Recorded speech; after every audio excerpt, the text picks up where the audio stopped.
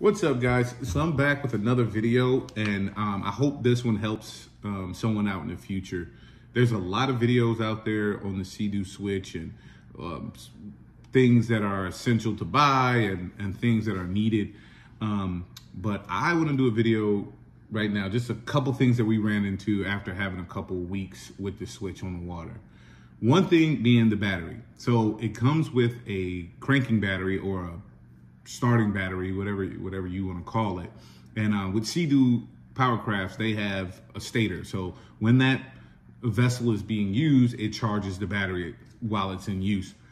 But something happened with us. I don't know. We came in from fishing and out listening to music one day, and I tried to start it the next time we were taking it out. A couple of days later, battery was completely dead. So I had to get one of these smaller 10 amp battery chargers, which I jumped it and it came back up, and I took it out to, charge itself back up.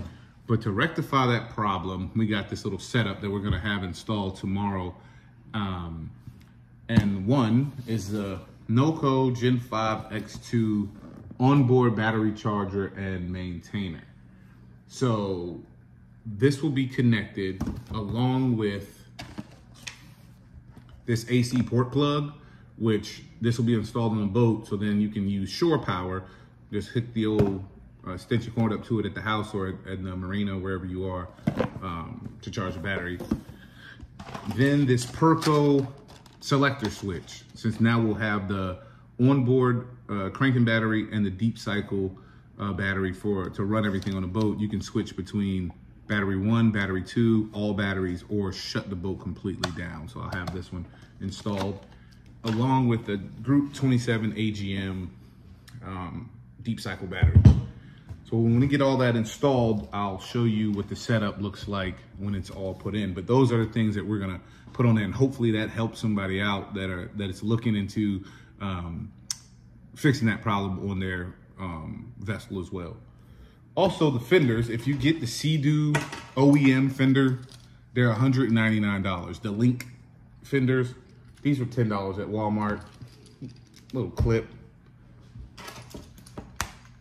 Just to save you some money. If you want the super sexy Link ones, then yeah, you can go ahead and pay $200 from Sea-Doo. That's not a big issue for me.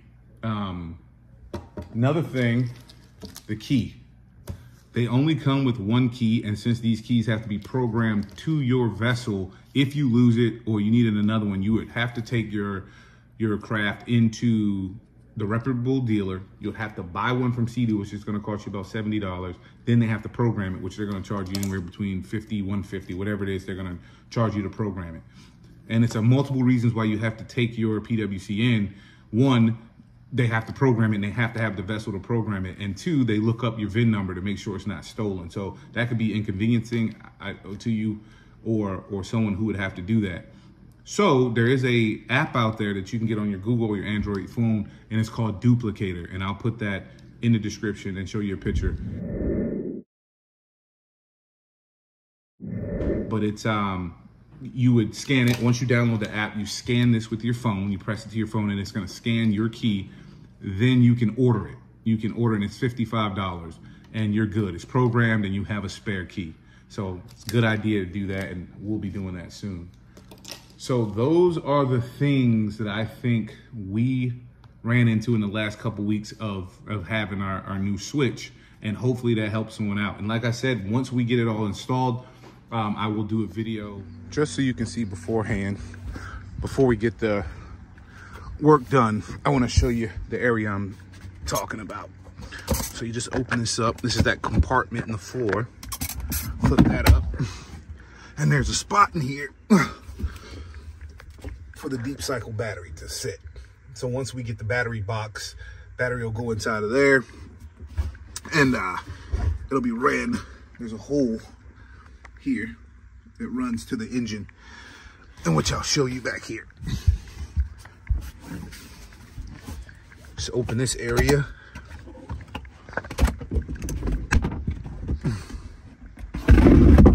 Here's the engine, and there is that starting battery right there. It's that cranking battery, so it'll get connected from up there in the front to here, and then I'm gonna put the selector switch Probably put it in here somewhere so I'm, you know, away from it. And then we'll put that shore power outlet probably by the gas tank over here somewhere. Yeah. So when we get it done tomorrow, I'll show you what it looks like when it's complete. So before I show you the setup, I just want to tell you what happened. So when we went to Sky Power Sports to get the switch, they informed us that the battery, the amp, and the speakers were kind of faulty. The amp predominantly was draining power from the battery.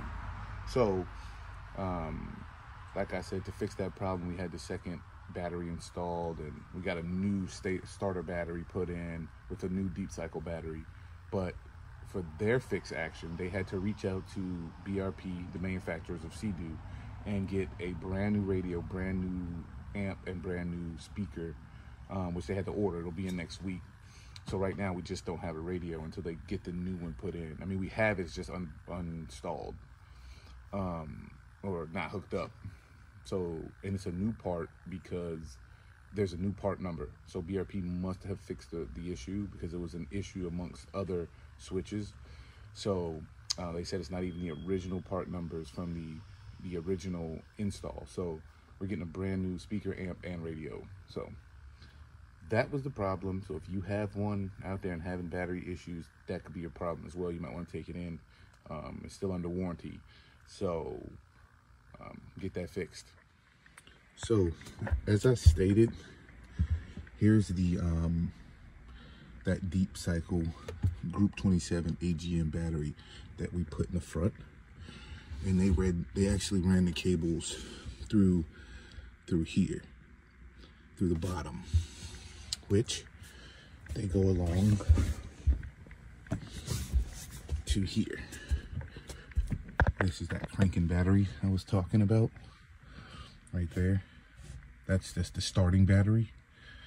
And then we put the Perco selector switch here, which the number 1 is my deep cycle battery in the front. Number 2 is this starting battery, and I have it in the off position, so I have the whole boat powered down right now.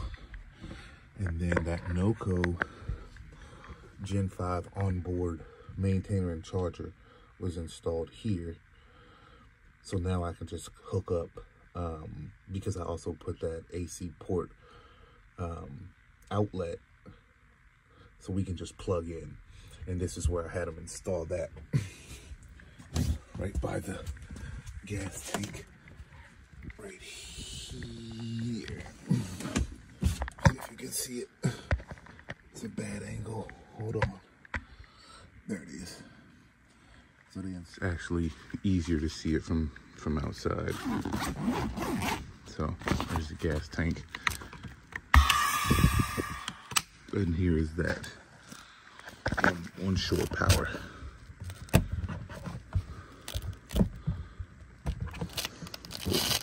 Hook up right there.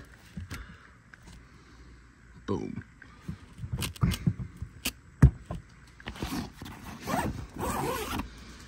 So that's it. That's the setup. It's all ready to go.